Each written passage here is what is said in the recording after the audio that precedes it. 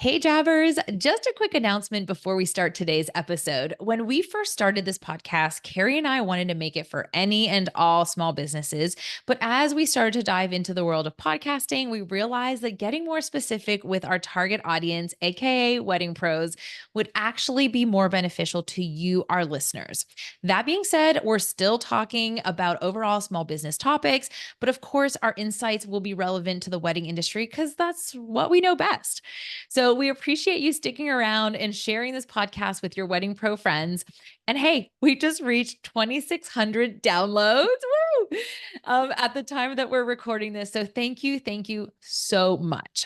And one more thing, we've actually been nominated for a Women in Podcasting Award, and we would love if you would vote for us. We put the instructions in the show notes, but all you need to insert is your name and email, and we will be eternally grateful. So, this week's episode, we wanted to dive into lessons we've learned, mistakes we've made and grown from, and maybe some hot topics that can really make Gabby and I frustrated in our work.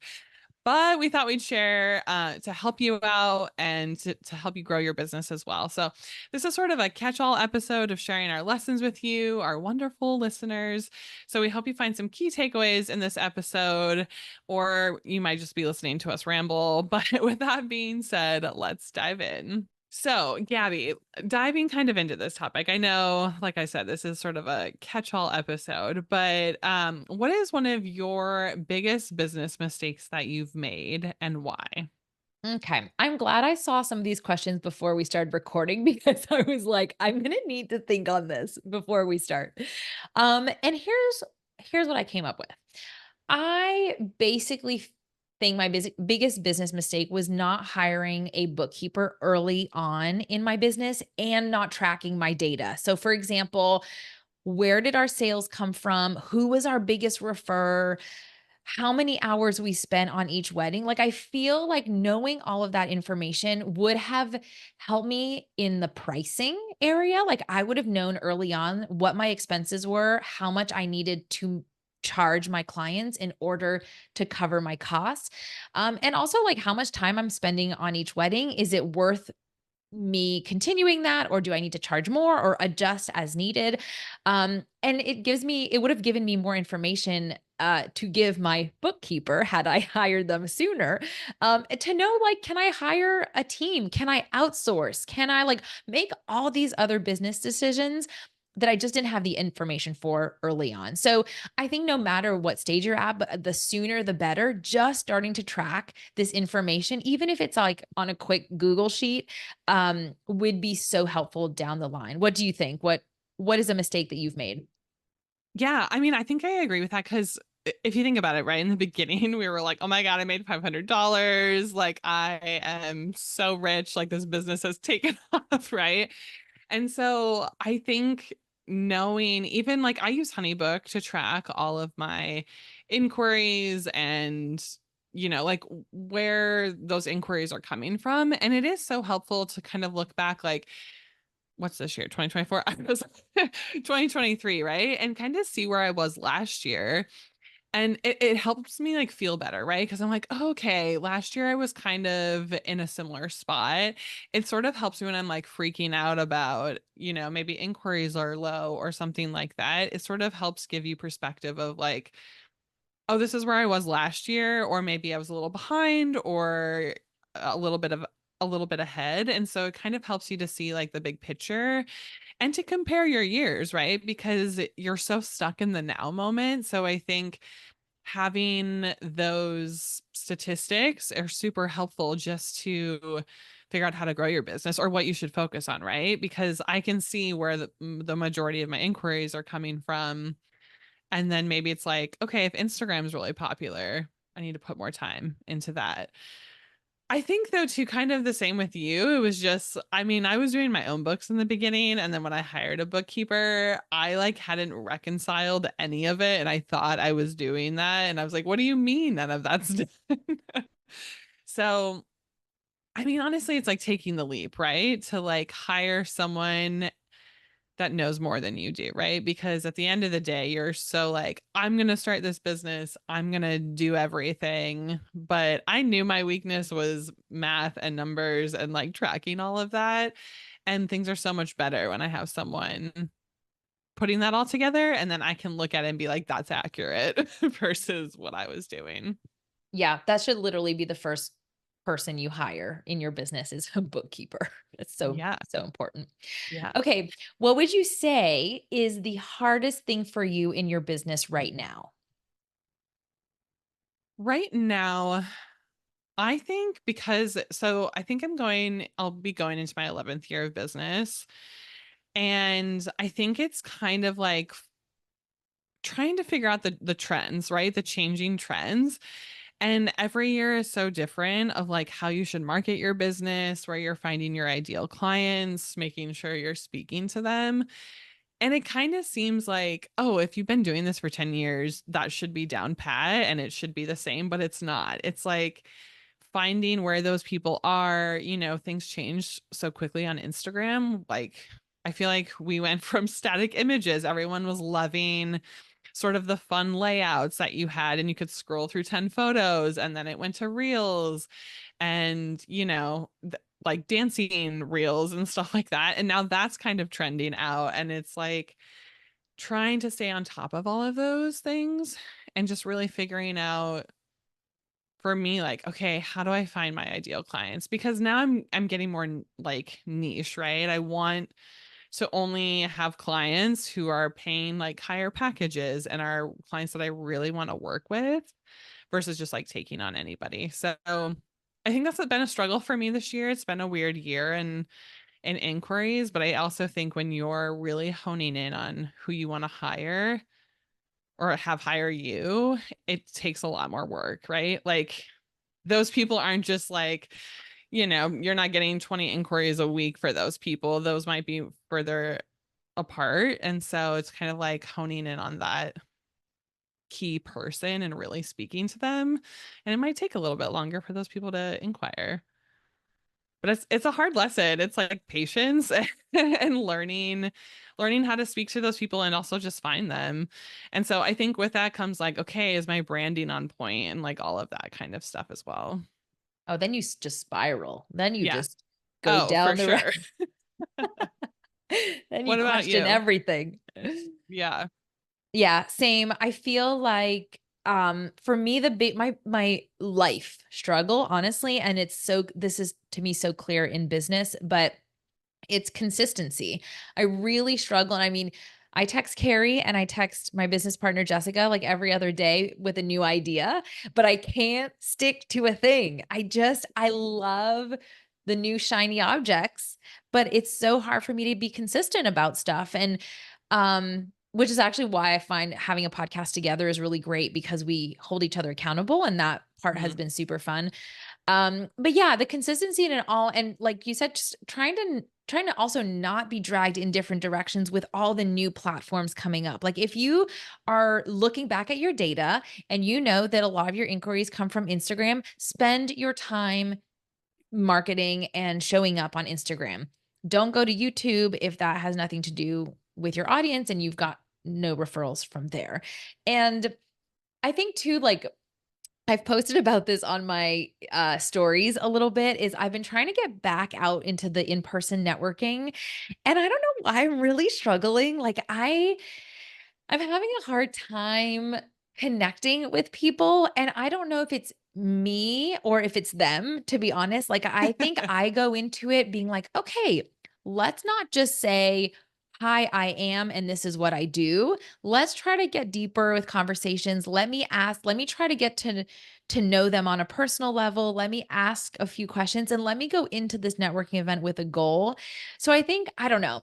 It's almost like I'm post COVID, I'm retraining myself to get back out there in person. But that's been a challenge. Yeah, because we have an episode coming up where we talk about networking, which is actually really good. And he talked about having a goal going into the network, like each networking event, which is Gabby and I feel like our minds were blown. We're like, duh, that sounds like such like a good idea. It sounds very obvious, but most of us go to those just to be like, okay, I'll mingle and like show up, have, be seen type of thing. But it's like if you have more of a specific goal in mind, it really does help you maybe feel more relaxed even of like, I just need to meet one person, one new person. Um, but yeah, I think, I don't know, maybe networking is just harder post COVID if people are just like feeling weird. Everyone's like out for themselves. I don't Yeah. know. That's There's like that's less of yeah. a community oriented. I don't know. Yeah. It's harder to just be chill. Like, I feel like people are just, they're not able to just hang and have authentic conversations. But then again, if you are conscious of that, like we have these conversations with people on our podcast or with each other, we can be the one to start the trend and ask them, more questions other than what do you do for a living? Like, of Right. course, that's important in a business networking setting, but like, let's have a list of questions that dive deeper that might be like, wow, I remember Gabby because she asked such interesting questions and like really wanted to get to know me as a small Yeah. business owner, not just like what I do and who I serve. So You're being I don't know. authentic. Yeah. Yeah. And all of our listeners are now obviously going to go out and think about this and going to be spreading the word about better networking. Yeah, for sure. It's like a breakup. You're like, it's not you, it's me. Yes. But then you're like, wait, is it you? Is Maybe it? it's not me. Maybe it's me. What would you say is a lesson you've learned over the years that has made you a better business owner? Mm, okay. I like this one a lot because my answer is humbling. Basically, I think that hiring people that are better than you is something that more people should do. And it's a really humbling and amazing experience because I think it's hard. Some of us in leadership roles, of course, have strong opinions, and we planners, we love doing it our way. It's so fun to do it our way. We are right all the time. Most of the time this is true. But hiring people on your team, whether that's your actual like team employees or contractors that work with you on the wedding planning side or whatever business that you have, getting their input, and they have lived different lives than you. They come from different backgrounds. They hiring someone who's better than you at least one or many things is so, so key. It will only do you a service. It will only help you and your business grow. And the other part of that too is if you are in the wedding industry and you can find vendors who are better than you at stuff, or even be part of a collective of fellow vendors in your not industry but your realm, like wedding Community. Yeah. planners or photographers, whatnot, Yeah. and you are bumping elbows with amazing people that have incredible clients, amazing destinations, higher end luxury weddings. That will only help you grow. I mean, what's the expression they say, like, surround yourself. You are the average of the 5 people Five you best. Yeah. surround yourself with. And Mhm. I think about that all the time because Yeah, it's I'm like the like, five yeah, people or something you surround yeah. yourself with. Yeah. So Mhm. I think that is definitely a lesson that I learned um in business. Yeah, I just found that to be really important from the beginning. What about 'Cause yeah, you? you also have a team, so it's like if you're wanting to expand your business and grow a team, you have to like bring people on that kind of are better than you with certain weaknesses, right? Because like I'm sure there's things that Jessica's really good at that you're not, and like vice Yep, versa. And it's finding kind of that counterpart who can help with that. exactly.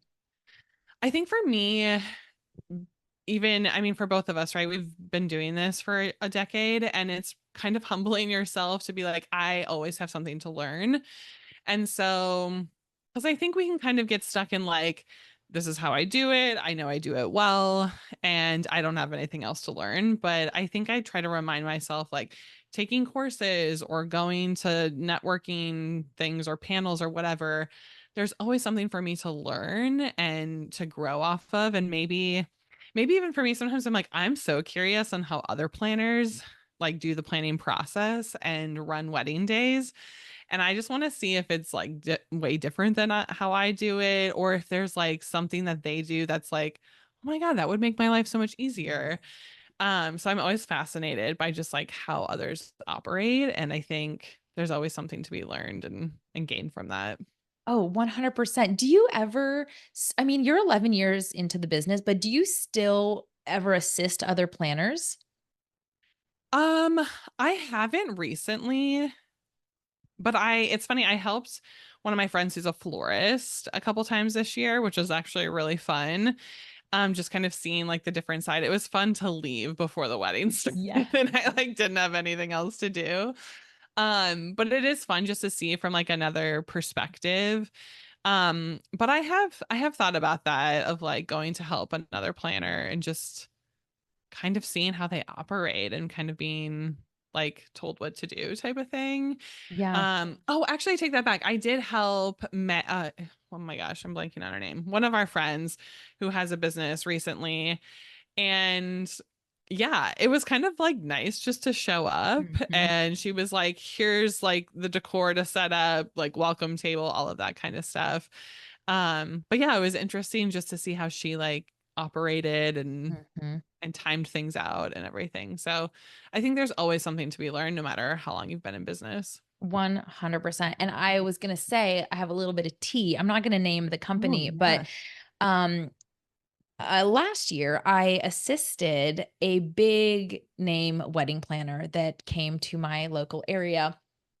And I'm happy to report that they were just as unorganized as anyone else. And I found that to be greatly relieving because we're at the end of the day, we're all human. We make mistakes. And I thought to myself, man, they're charging, I don't know, probably 200,000 plus for their services. Oh my And gosh. I'm charging 15,000, and I could have done what Measly they did. percentage of that. Yeah. Yeah.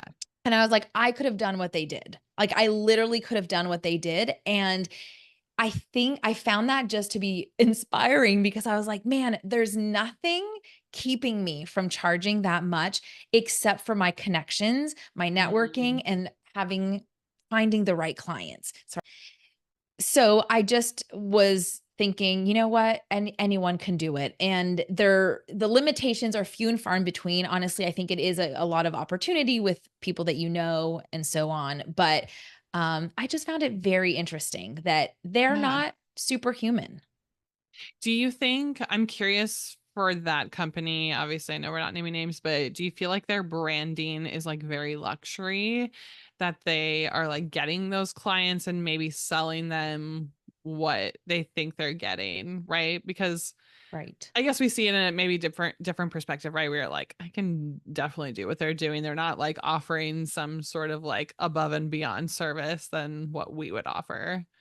Yeah, good point. Okay, like if it's their marketing is so epic that it screams, that's a good question. I didn't find their branding to be particularly incredible, but I think they have had the opportunities to work at venues that are very high end and Mm. therefore leads them to book more of the same, right? And then all it takes is one celebrity client and then you Yeah. get more. So, yeah, I feel like we should have a full episode deciphering this because I just found it fascinating to be like, okay, like at the end of the day, we all do the same work, but Right. some of us are booking very different levels of clients. That triggered something. I mean, I've had different assistants who have also worked with other planners, and in conversations with them, it's always very enlightening because I feel like I get positive feedback from them where they're like, you're so calm, and like even when things are chaotic, you can't tell. And they're like, I've worked with plenty of other vendors or planners who are just like chaos and like very high strung. And so it is interesting just to see. I mean, everyone's personality type is different, right? And sometimes type A planner is very good for some clients who are that way, but like I can't function in just like heightened chaos and anxiety.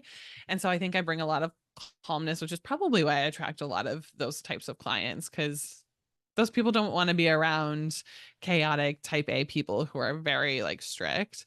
But it's always insightful to hear from assistants of like how I operate. And I feel like I take that into consideration just when working with clients. Yeah. Ooh, that's a good point. That again could be a whole other Yeah. conversation we could have. For sure. Okay, Carrie.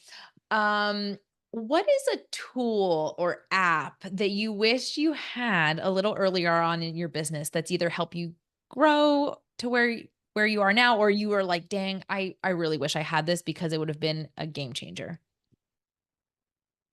I I mean, I think in the first couple years, well, I guess two platforms. In the first couple of years, I think I had HoneyBook, but I wasn't really utilizing it. I honestly don't remember. I think I was maybe using 17 Hats and some other random ways to invoice clients. And that's been a game changer for me because it filters all of my inquiries. I can set up automations. It keeps track of invoices, payments, all of that kind of stuff. And it just feels really nice to have all my projects in like a pipeline in one place. But the other one I really feel like for me was Aisle Planner. Because I was using like Google Docs and spreadsheets for years and Excel like documents, and it just felt so chaotic for me and clients. And now when I use Aisle Planner, it's just like a nice hub for everything for that client. It's everyone has access to it. It automatically updates when you make a change. And so for me, I love Aisle Planner. It just like makes the planning process so much easier with clients. And so those are two that like even when I share Aisle Planner with another wedding planner that hasn't been using it, they're like blown away by just how everything's like in one place. Yeah. Okay. I also use Aisle Planner, but full, full, what's the word? Disclosure. Disclosure. Thank you. Um, I just hired someone. You guys are the first to hear this. I just hired someone to build me a full Notion dashboard. Oh, okay. So I will have to report back to you Yeah. because I like Aisle Planner enough that it's the most organized system that we have access to right now in the wedding world, Mhm. but there's still something about it that's just not quite right. And I don't like paying monthly. I'm over it. That's fair. Yeah. So, I mean, and it's not perfect. There's definitely things I'm like, I wish right. they would change this. But I think from the perspective of having things more like succinct and like automated for my clients just makes my planning process so much easier. Cause then I'm not like, wait, what do I have to do for this client and this Oh client? I yeah. can just like look at that portal and feel like so much more at ease of like what I need to be working on. 100%. Oh yeah. I mean, don't get me wrong. I've used it for years and Yeah. it's been a lifesaver for sure.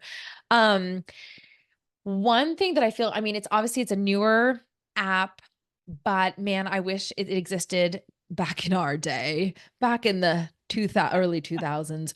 Um, When we were and young. yeah, when we were young.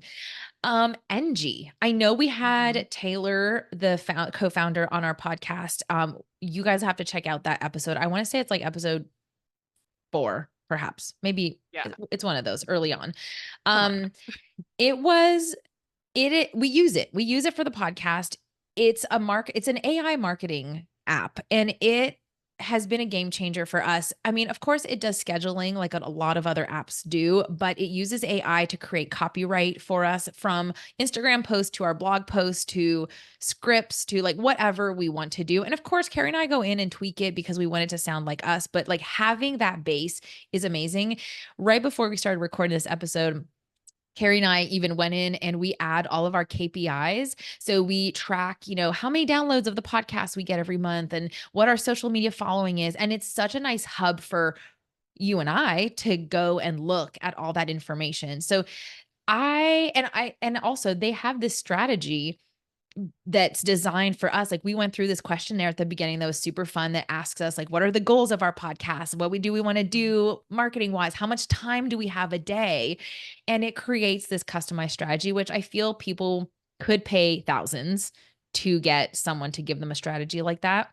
Um, so yeah, we love Taylor and by the way, she's like a business genius. She creates many businesses and Yeah. she's successful at all of them. So shout out to you, Taylor. But anyway, if you guys want to try NG, we have a code. I think it gives you 2 weeks free, even possibly a discount. We'll link all of that in the We'll add show it to the notes. show notes. Yeah. Yeah. I mean, what I love about NG is honestly the Instagram captions, because I'm always like, I don't know what to say. Like, I don't want to sit here and write up a caption. And if you just, I mean, it's like, the AI portion of it where you're just like, let's talk about a new episode releasing. And then it's like a really fun caption. And I can Yeah. just like go in and tweak it, like Gabby said. But I love that it populates that for us. Yeah. Thanks, Taylor, for inventing that for us. Yeah. So, over the years, Gabby, would you say there is someone or maybe another business that has inspired or motivated you to, build up your business or take it in a certain direction? Mm. Okay. The first thing that comes to mind with this question is honestly, and this is almost sounds a little cheesy, but anyone in the wedding industry, in the wedding community. Like I started this business and you're still in LA, but I started this business back in LA. That's how you and I met. I feel like we had such an amazing supportive group that like as soon as we were like, "Hey, I booked my first client and it's $500." People were like, "You go, girl." And now you double that rate, And so Yeah. like no one was just there weren't trolls at the time, I feel, right? Like it Mhm. was always really positive, really encouraging. We had a lot of in-person meetings and I looked up to a lot of these planners that I was invited to their table, like Mhm. there was no judging that, oh, you're not making enough money, you can't sit with us. It was very inclusive and I really appreciated my time with those planners. And I have found a very similar group here in Nashville that is of all sorts of levels of types of clients, luxury and more DIY and whatever, but everybody has, like you said earlier, has something to teach us. We Yeah. all can learn from each other and I've just found that, I don't know, always a very inspiring and motivating group. Yeah. I do think the community that, especially pre COVID, that was kind of built from just like groups that we were a part of was really special.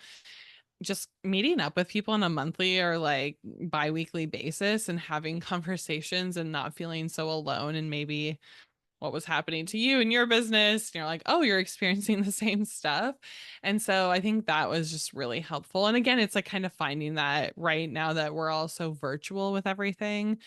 Um, but I also think for me, I like love finding planners that like I love their work on Instagram and then Yes. following them and kind of Yes. like emulating it in a way where I'm like, oh, like they have some of the ideal clients that I want to find. And so sort of kind of taking their inspiration and being like, okay, how could I infuse, something similar to like my branding or my marketing, and kind of finding clients similar. It's like, oh, I love that event they did. I want to do something similar to that, and Yes. kind of setting new goals for that, I think is fun.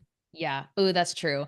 There is this one guy, of course, I can't remember his name right now, but I'm sure you saw the Instagram post that he had designed an event that had real bread on the center as Oh, centerpieces. Like they were all standing up. Like if think of baguettes cut yeah. in half and standing straight up, like half baguettes standing straight up of all sorts. I'll have to send it to you because it still Yeah, I didn't circulates. see this. Yeah, it was just so cool. And I was like, oh my God, I never thought about designing a whole dinner with food items. Like, I mean, Yeah. of course, that's genius. So yeah, I'm with you. I think those inspiring, like people that are out thinking outside the box is Yeah, just so fun to see. for sure. Okay, this is my favorite question for this episode because again, we can have a whole episode about what these Which I think answers we might. will. We will. We have to. We have to. Okay, what would you say are some hot topics for you in your business? Well, like you said, I think I could go on for a long time about this. But I think something that I've always struggled with and have definitely struggled with recently is, I mean, for us as planners, we are in communication with everybody, right? So it's like we are talking to all of the vendors for a wedding day. And the biggest frustration for me, I think, is just vendors that don't read their emails, Oh, or like they don't respond in a timely manner. And I'm just like, I get maybe you're a photographer and you're not always at your computer all day long, except when you're editing, like you're out to shoots. But also, I just think being like a good business owner is being able to respond timely to emails, inquiries, paying attention to the details. And so one of my biggest issues is like a day before a wedding. Sometimes a Mm. vendor will email me and be like, "Where do I park tomorrow?" No. And Mm-mm. you're like, per my last email sent 2 weeks ago Uh, that you have not responded to. And so, I mean, I feel like behind the scenes, right? I'm like freaking out of like, just like, why, like, just being probably a rude person. But I always respond very lovely in of the email. course. And I'm like, please see attached again. I try to like slide in a like, I've Yep. already sent this to you, even if it's not a direct, like, per my last email. I like to add the word again in there. Yeah. Or my favorite is if I'm really feeling sassy, I'll be like, "Oh, did my first email not get to you? Did it go to Oh, spam?" that's good. Yeah, that's good. And then they're like, oh no, sorry, I just didn't read. I've had people Exactly. admit they're like, I just didn't read it. And I'm like, Rude. that's so frustrating because we spend a lot of time sending details and Yeah. making sure they have all of the information. And I just think for business owners, there's like some key things.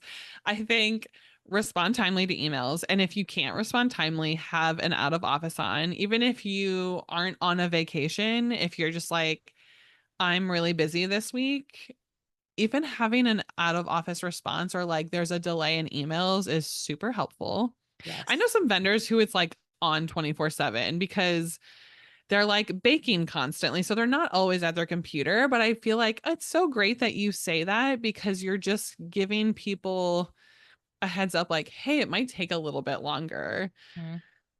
The other thing that really bugs me is when vendors don't have an accessible way to get a hold of them. So maybe they don't have Mm. an email or a phone number on a contract or at the signature of their email or Or on their even on website. their website. Yeah. Why don't you have your email on your website? Yeah. And so I think because like we get contracts sometimes from clients, and then I'm like, Mm. how does this vendor not have any of their contact information on the contract? And then I have to ask the client or like Google it. And I'm just like, those things are so important and should be accessible in like every aspect, right? Your website, your email, your contracts, so that people can easily get a hold of you. Yeah. And on the next episode, Kari and I will be reading the list of vendors that have pissed us off. No, I'm kidding. But I'm like, it feels so basic of a thing to have as a business owner. And I'm always shocked when it's not there. Yeah. Do you ever ask for feedback? Like after an event is done, do you ever reply back to the vendors that you originally emailed, like the whole timeline and everything, and you say, "Hey, thanks so much for being part of that wedding. It was so great. Do you have any feedback?" Because I've thought about doing this. Sometimes it might be That's hard, great. right? But it might be hard to hear, but I think it opens a communication that like, "Oh, she's trying to be better. I should be better." Yeah, I have never done that. I think I could humble myself and ask. I mean, Let's try. it's a great way to learn. Yeah, I've never thought about that. 'Cause you have a wedding this weekend, don't you? Or next Mhm. weekend? You need Yeah, okay, tomorrow. Yeah. please do it and Yeah. report back. Yeah. Cause yeah, I mean, and I think it's funny because with some of the vendors, even for this wedding, I had a specific vendor for the wedding where they were like ignoring multiple questions that I had, and I had to keep resending Ugh, the follow-up email. And I was just like, can you please respond to the two questions that I have continuously asked? And it was just so hard to get answers out of them. yeah. And I don't get it. I'm Ugh, like, how do you operate successfully? And just by ignoring like questions that are sent in an email. I don't know. I think there was a lot of forgiveness of that behavior post-COVID because everyone was so slammed with postponements and catching up and like all this business that was coming in. But there are no more excuses. The excuses ended in 2022 and we're done. Yep. We should be back on track.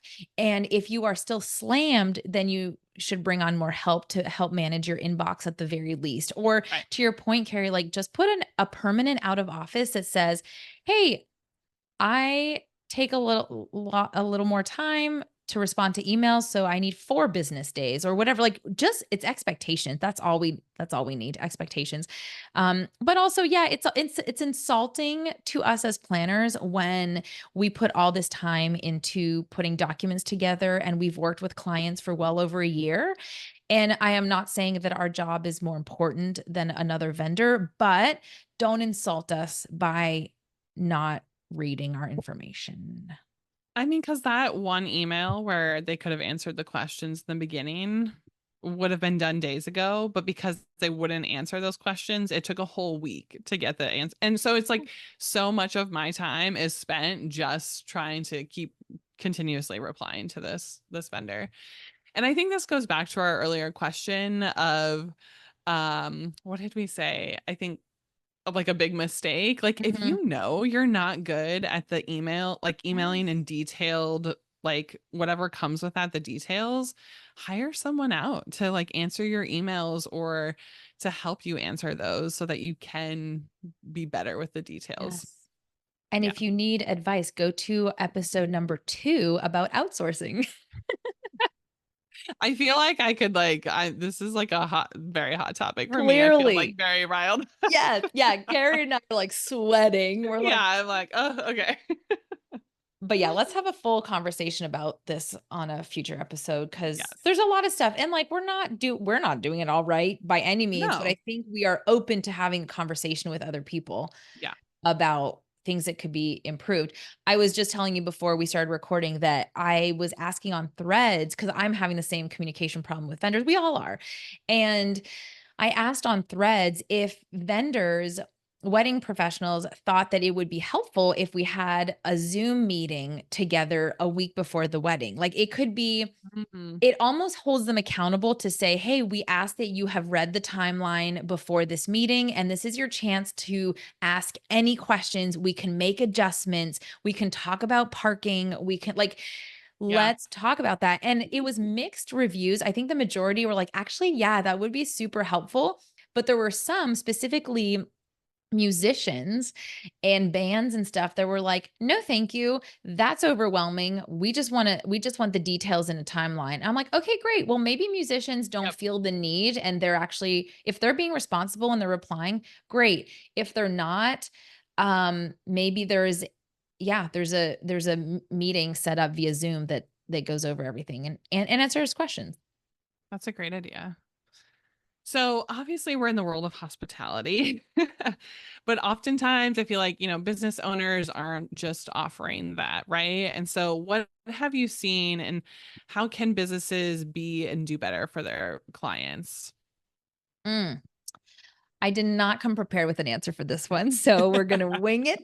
But no, it actually I think it ends up being a good follow-up question to what we just talked about because at the end of the day, the biggest piece of hospitality to me is communication with vendors, other parties, and of course with your clients and expectations. I think there's also a bit of a disconnect these days with um expectations versus reality, having something in your contract but not always meeting that. Like I tell any business owner that's just getting started, at the very least you have to follow what you're offering in your contract, but in a hospitality industry, the goal is to go above and beyond. Like Mhm. there was a time post COVID again where we were all so slammed and so overwhelmed that all we could do was the bare minimum, and I think that is acceptable as long as we were meeting our contract requirements. But in a dream hospitality world, especially in the wedding industry, we should be aiming to go above and beyond, or at the very least, under promising and over delivering. Yeah. So that is simple. That is not showering people with gifts, but I do think it's sending a proposal a day before they expect it, delivering the wedding gallery a week before they expect it, like sending sneak peeks when you said you actually don't have send sneak peek, like all these little things that, yeah, maybe it's a little bit more work for you and a few days early, but gosh, it makes such an impact on how the client feels about your service. And that's just something that I remind myself, even at the end of the season, which we're going into fall season, and come November, we're going to be tired. But we have to make sure we're giving those fall clients the same hospitality than we were Yep. our spring clients. I was thinking even just today, like the smallest thing that I always tell my clients, it's like, they're kind of like jittery and like everything feels overwhelming the day before. And I'm always like, just relax, enjoy it, be present. And I'm like, text me, call me, whatever. Like if you have a question, if you need something, you need the additional help. And I think even just saying that to them puts them at ease because they're like, okay, great. She's available no matter what. Yeah. And I think not just assuming that they know that because I'm their planner, but I think just being like, text me tomorrow if you need something in the morning. Like I am here for you. And I think that just is like such a small thing to add that like creates such a difference for your clients too. I love that. I mean, that goes back to communication yet again, right? I think Yeah. the key of this episode, the takeaway is definitely communication. Yeah. Okay, we're getting ready to wrap up, but Kari, what's your biggest tip or tips to fellow business owners to improve their services? So whether they're just starting out or they've been in the game for a while. I think this kind of goes back to what we talked about a little. Oh, Sorry, I realized okay. that was you were supposed to read that question. I'm so sorry. Oh, that's okay. But yes, I think that's good if you answer it. I feel like we could both end on this question. Okay, perfect. Yeah, let's take Yeah. the other one out. Okay. Great.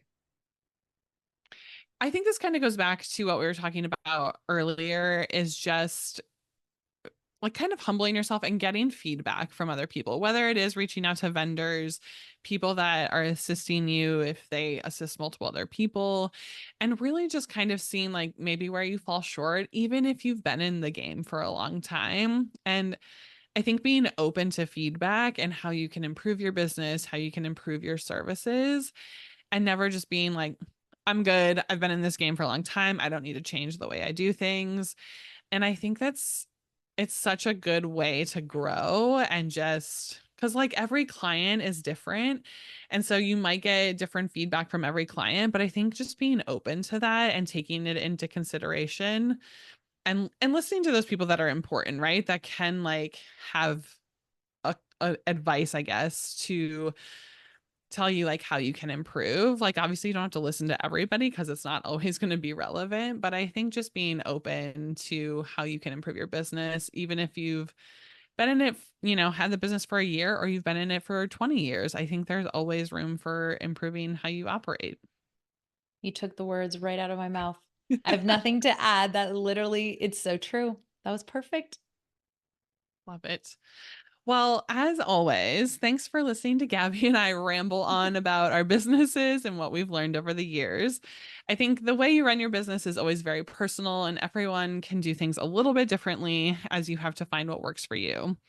However, I think there are always baseline foundations to keep in mind when running your business successfully. So at the end of the day, we're here running businesses we're passionate about and also to make money doing something we love.